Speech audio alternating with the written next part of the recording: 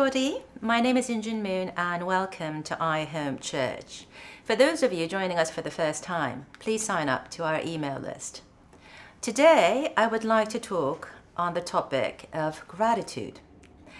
As I was preparing for the sermon, we were going through different songs that we would like to look through to decide what would be the best song to be performed after the sermon.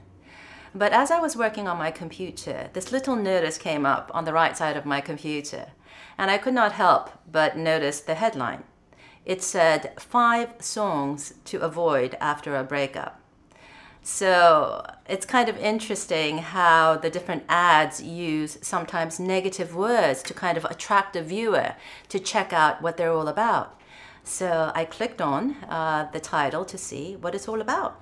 Well, they listed 5 songs that you should absolutely avoid. Number 1 being Taylor Swift, her song called The Love Story. Number 2, Bruno Mars, Just the Way You Are. Number 3, Katy Perry, Unconditionally. Number 4, John Legend's All of Me. And number 5, Ellie Goulding's How Long Will I Love You? And when I read these song titles, and I know the song because I've heard it countless times on the radio, you realize that many times people end up hating the very things that they want so badly. Because when you reread the song titles, Love Story, well, everybody wants a love story in their life. Or Just the Way You Are. We want somebody special to love us just the way we are. And Unconditionally? Yeah, we want that special someone to love us unconditionally. And we want that special someone to say, I am going to love all of you. And how long do we want the special someone to love us? For a very, very long time. Or as Ellie Goulding sings it, until the stars fall down, and then some more. And so we realize that many times we end up, as I've said, hating the very thing that we want so badly. And, that point was driven to me so clearly when I visited a long-time friend of mine, and, she brought a daughter of hers along. And we were talking about different artists that the daughter is very interested in, and she said, oh, I hate this singer. And I said, well, I know the singer. Would you like to meet him? And the girl that just told me how much she absolutely hated the singer said, oh my God, do you think he will like me? And so you realize that many times we say we hate something because we want the person or the object of our desire to validate us and love us back, but we're so afraid that they won't. And so it's simply more convenient to hate and say we don't care about that person.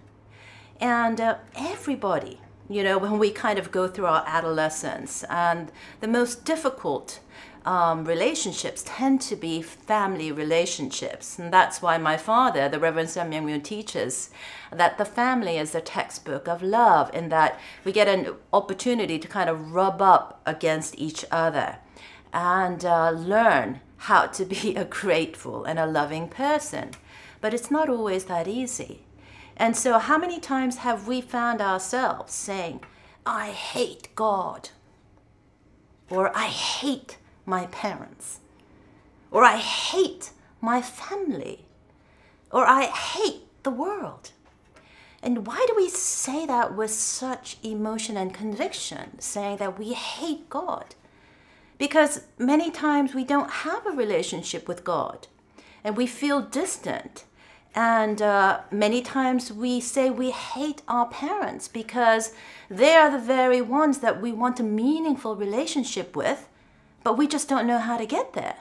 Or many times we say we hate our family because the ones that know us the best knows our trigger points, and we don't know how to deal with our loved ones constantly triggering us to anger, to frustration. And we don't know how to overcome that with a sense of gratitude and return whatever feelings we might feel with love.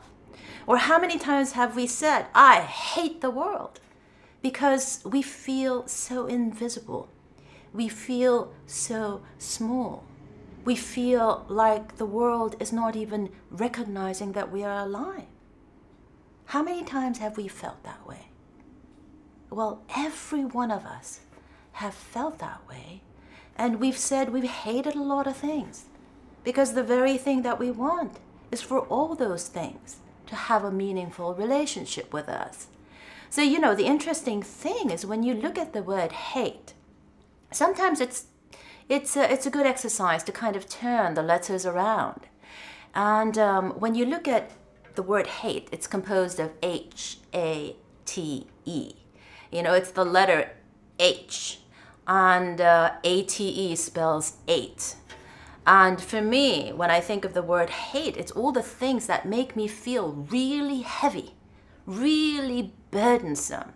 Like I have to carry a 10-ton weight upon my shoulder. That's what hating somebody feels like. Because you're hurt and you feel heavy and you feel depressed and you feel like you have 10-ton sinkers on your body and you're slowly drowning in the sea of your own misery. That's what it feels like. So if we're constantly eating on this thing that are burdensome, that are heavy, it's incredibly difficult to be a vibrant or a healthy individual or be a successful individual in our life or in our career because we're so weighed down by all these things, all these baggages in our life. So when we think about what is the best way to kind of have the life that we really want, well, it's good to kind of meditate upon this verse from the Bible. It's from Psalms chapter 92, verse 1. It says, it's good to thank the Lord. It is good to thank the Lord. And, it sounds like such a simple little sentence. What do you mean to thank the Lord? What do you mean?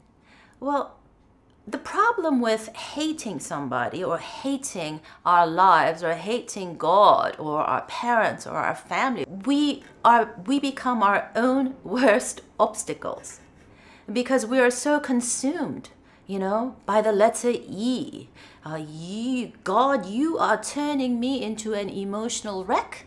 My parents are turning me into an emotional wreck. Or the letter T. My parents don't treasure me enough. They don't tell me they love me enough. Or the letter A. My parents don't accept me. They make me feel worthless. Or the letter H. Because they don't do the first 3 things by turning me into an emotional wreck, and by not treasuring me, by telling me that they love me, and by not accepting me, they hurt me immensely. And I become like this petrified forest in that I just cannot move on and make my life grow in wondrous ways, the way that we were meant to grow.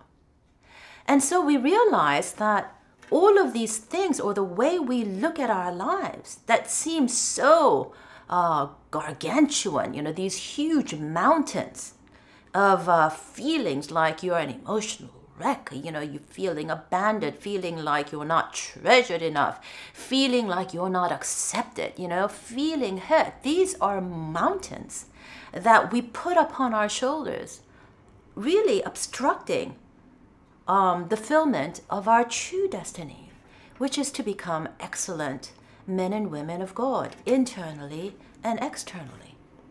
So when we say to ourselves, it's good to thank the Lord, it's a great reminder for our lives to say, it starts by thinking that we are grateful, and not just thinking it, but saying we're grateful, then acting upon it, substantiating it, and so on and so forth. So when you look at the word grateful, what does it mean? What does Merriam-Webster's dictionary tell us what the word grateful means? Well, it defines the word grateful as a feeling or showing that one values the benefits, or the one values the kindness, And so if we are to live a life of a gratitude, what are the steps that we can take in our lives to make that happen? Well, I think a lot of people don't realize that gratitude, or the decision to live a thankful life, is exactly that. It's a decision. We have to decide. Regardless of all these mountains that are obstructing us from our own happiness, we're just going to, starting from today, decide to be grateful. And I remember many, many years ago when I was dealing with my own demons and dealing with the difficulties in my life, I felt like I didn't want to live anymore. And that's when I realized, things are becoming really, really serious, and I have to do something with my life in order for me to change my life and move on and fulfill what I felt was the destiny that God had for me. And so after decades of just, trying my best to deal with all these pains and suffering through it, I came to a point where I realized that, what? No matter what, I just have to start my day or start my morning just telling myself, deciding that I am going to be grateful. I am not going to hate God. I am not going to hate my parents or my family or the world. I am going to decide to be grateful. I am going to decide to thank God, to thank my parents, to thank my family, and to thank my world. I am going to liberate myself from all of these mountains of burdens that are just weighing me down in my sea of misery. And even though it might seem like such a tiny little thing, it's unbelievable what one decision can do to your life when you are in the midst of being pulled down by your weight of misery and burden and suffering and pain and all of these baggages that are just not conducive to a healthy and a happy life. And what is another thing that we can do to live a life of gratitude? It's to basically paint or to point the arrow outward. When we revisit the word hate, as an acronym, H, you hurt me. A, you don't accept me. T, you don't treasure me. E, you turn me into an emotional wreck. Everything is me, me, me. Everything is pointing inward. But the great thing about pointing the arrow outward is that Reverend Moon teaches that in order to allow God into our lives, we have to vacate or create a space in our hearts for God to reside. In other words, if our heart is filled with all of these heaviness, all of these burdens and mountains, there's no room for God. So we have to let these mountains go. We have to create a vacuum. We have to create a space where we can invite God into our lives. And that's what we do by deciding to be grateful, by deciding to concentrate on the other instead of saying, you hurt me, you didn't accept me, you didn't treasure me, you turned me into an emotional wreck. How do we turn that around and say, even though you hurt me, I'm going to love you back. Even though you didn't accept me, I am going to accept you. Even though you didn't treasure me, I am going to treasure you. And even though you turn me into an emotional wreck, I will heal you and still love you. It's a very, very proactive and an empowering decision that we make when we decide to live a life of gratitude. And the third thing that we need to do if we want to live a life of gratitude is practice, practice, practice. Nobody becomes great in their lives, or nobody becomes a virtuoso pianist just by believing or just by thinking about being great. You can think it, you can dream it, you can believe it, but you got to do it. You got to practice it. And this is really kind of an opportunity for us to apply the principles that we decided to do in our lives by being grateful.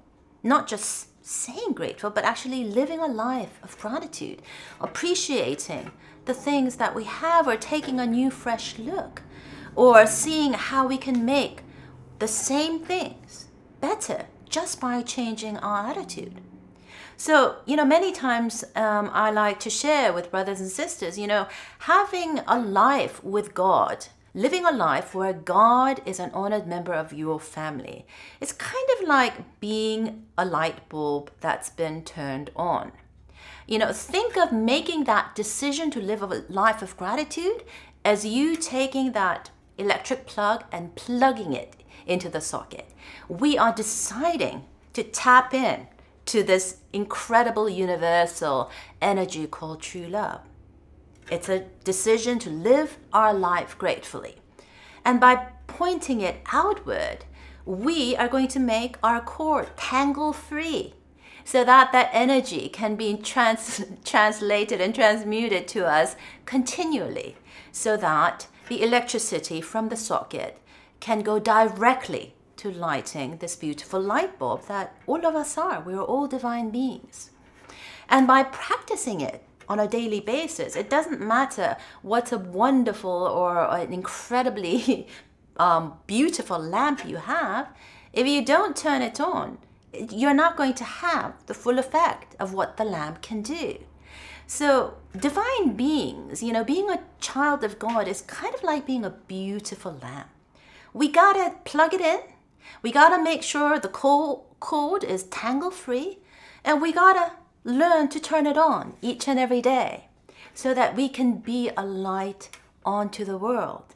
So instead of living a life that is heavily laden with all of these heavy burdens, or these mountains, or these 10-ton sinkers, as I call it, create a vacuum where we can invite God into our lives by deciding to live a life of gratitude, by doing very simple things. Decide. Then think about the others, and practice, practice, practice. So, one of the things that my father shared with me many, many years ago when I was a little girl, I was 12 years old, and I had come back from school, and my world was coming to an end because my classmates, or some of the classmates, discovered that I am a Moonie. I am Reverend Moon's daughter. And, when I was going to school many years ago, when I was a junior high school student, that was not easy for me to handle the fact that my father is a public person and the public perceives him in a certain way when I know my father personally. And the things that they were saying was incredibly hurtful for me. In a way, they became incredible heavy mountains that just wanted to crush me. And that's when my father said, Injun, come, sit down. You say your sky is falling down, or your world is crushing upon you, you poor soul. But you need to remember that many times a crisis in our life is kind of like a sandstorm in a glass. And he took his water glass and he swirled it around. And imagine if this was sand. There was sand in there. And the water was viciously whirling around like a tornado in a cup. And, all you need to do is just give it time. And you will be able to see things much more clearly when the sand settles to the floor of the cup, to the bottom of the cup. And my father said something else after he showed me that little demonstration. He said, after all, Injun, whatever crisis you go through in life, it's just a cup. Meaning you may feel like your life is coming to an end. You may feel like you're being crushed by your children, your parents, or even God. But we need to kind of understand that whatever we're dealing with, if we can get through it, it will only make us stronger. It will only give us bigger muscles to handle bigger loads. maybe that God has in store for us, because God knows that we can handle it, that we'll deal with it, and we'll become wiser for it. And remembering that whatever life's difficulty is just a cup means that there's a whole world out there. And so whatever I'm dealing with in the context of my own family or in the context of my own community, if you feel like your community doesn't get you, well, guess what? That's just a little cup. But the world is out there. And so if people don't appreciate what you're trying to share with the world, don't let certain people stop you, because it's just a cup and a storm in a glass.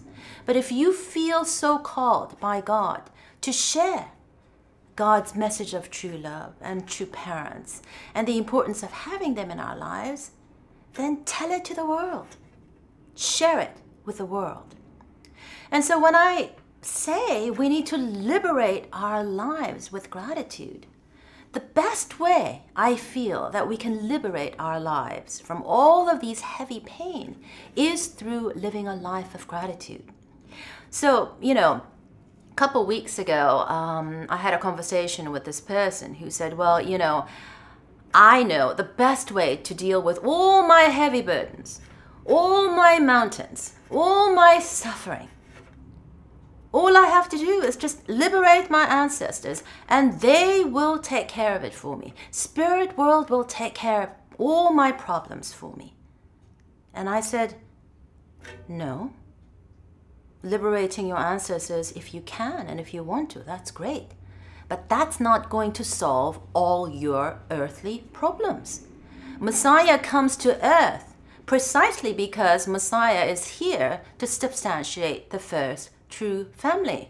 If the whole point of true parents being on earth or coming to earth to liberate the world from all its heavy burden was basically only to liberate ancestors, well, true parents could have done that far more effectively up in spirit world. But they come as true parents to the world because they come to liberate the world.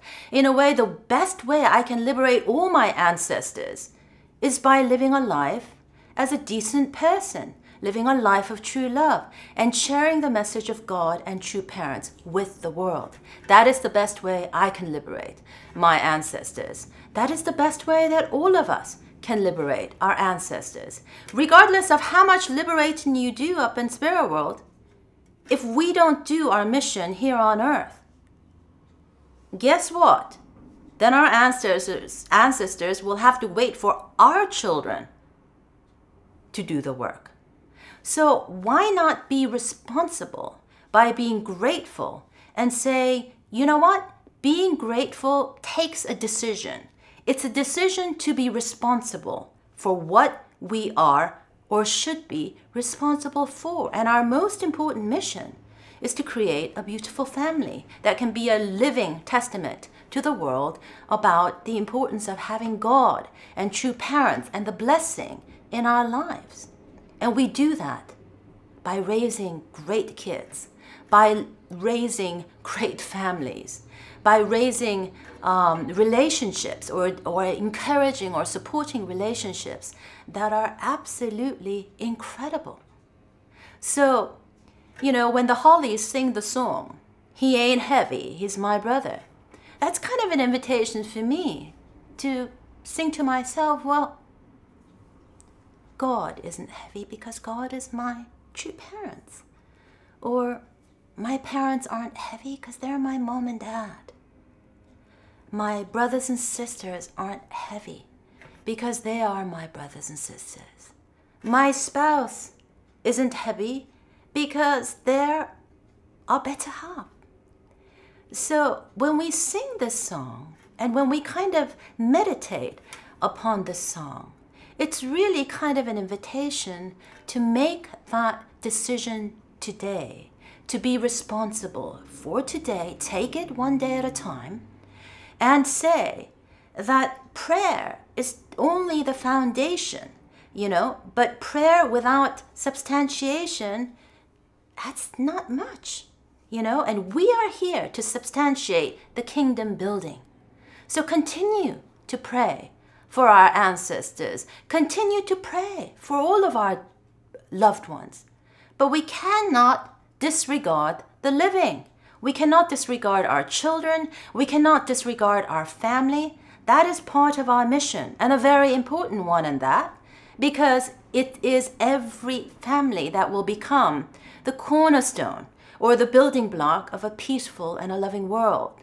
So when we declare to the world that we are here believing in one family and creating one world of God, it means that we're going to start with ourselves.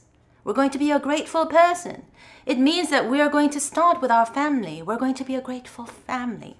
It means that we're going to start with our community. We're going to be a grateful community and society and world and cosmos and so on and so forth. So I believe that when we kind of ruminate and meditate upon the word, gratitude, it's kind of interesting having grown up in an international community, and lots of Korean and Japanese members have graced my life with their presence. And I remember growing up with many Japanese brothers and sisters, they would say, gratitude is so important. I want to live life of gratitude.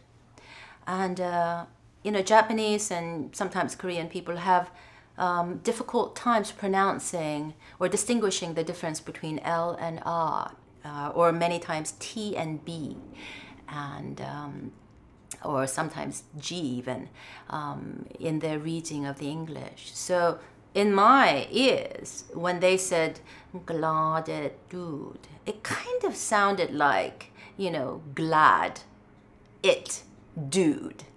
And what my kids used to say when they were growing up, they would say, they didn't know how to say happy, do it. Like, I want to be happy, do it. So what they would say is happy it, or sometimes glad it. So when I hear glad it, it sounds like be happy.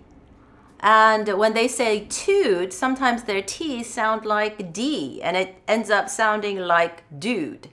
So when I hear the word gratitude in the Japanese translation of it, so to speak, it kind of sounds to my ears like glad it dude. Be glad, dude, or dudettes out in the world.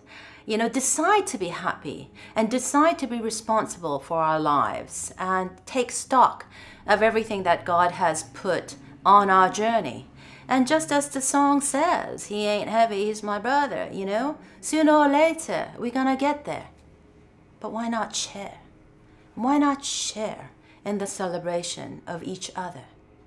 And as we honor our true Father who has ascended before us, really tackling all of spirit world, why not share that responsibility here on earth by doing what we need to do? Work in conjunction with our true Father and our true Mother who is here on earth. Work together with her. And what is her message? 2020. Help the world see clearly. 2020. About who God is, who true parents are, and what a great gift they bring to the world in terms of the blessing. So how are we going to do that? Of course we're going to pray. And of course, if we can, we are going to take care of our ancestors, although I feel that they are in the best hands, in the hands of our true Father. But what we need to do here on earth is just to substantiate the kingdom building, is to share the breaking news of God and true parents. And we do that by starting our day, deciding to be grateful, deciding to think about the others, and practicing it. So Father is working hard in spirit world. Let's work together with him here on earth, together with our true mother. Her vision is 2020. She wants the world to know who true parents are, what God is all about. So let's get to work doing just that by being grateful each and every day. Have a fantastic week.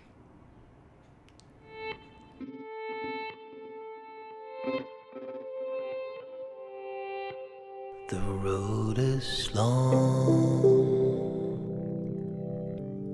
with many a winding turn that leads us to who knows well, who knows well.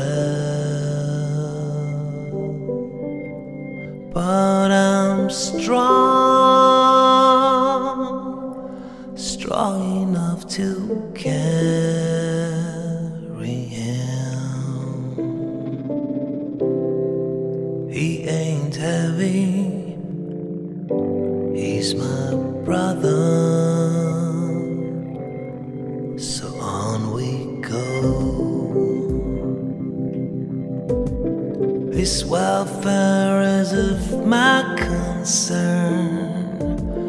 No burden is he to bear. We'll get there. For I know he would not encumber me. He ain't heavy, he's my brother. If I'm laden at all, I'm laden with sadness that everyone's heart isn't filled with the gladness of love for one another. There's a long, long road from which there is no return. While we're on the way to there, why not share? And the load doesn't weigh me down at all. He ain't heavy, he's my brother.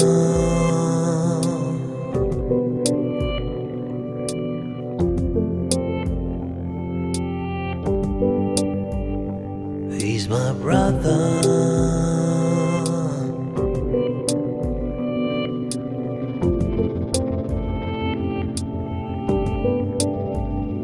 He ain't heavy.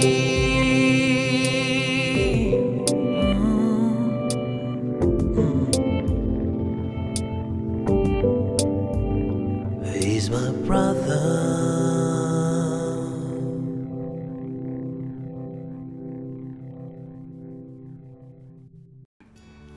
If you have any questions and comments, leave them below this video or go to enginemoon.com and use the contact form. And don't forget to sign up to our email list. Take care.